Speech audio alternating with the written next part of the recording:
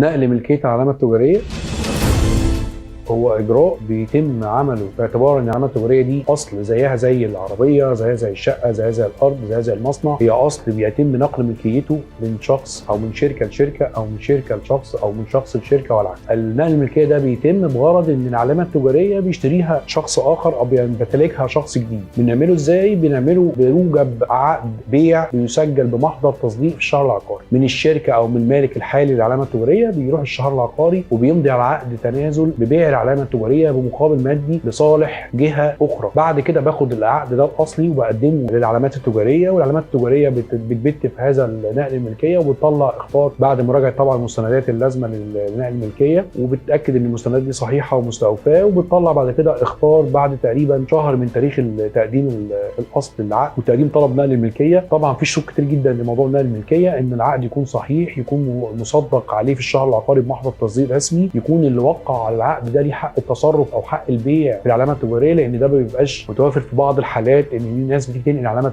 ملكيه العلامه التجاريه وهو في السجل التجاري مش صاحب الصفه في البيع او ملوش حق التصرف في بيع الاصول، فبيحصل مشاكل شويه في الموضوع ده. بنقدر احنا كIGIPS نقدر نساعد الشركات اللي بتعمل نقل الملكيه بشكل صحيح، ان احنا بنحاول نثبته بشكل قانوني سليم بمستندات معينه عشان نقدر نخلص اجراءات نقل الملكيه.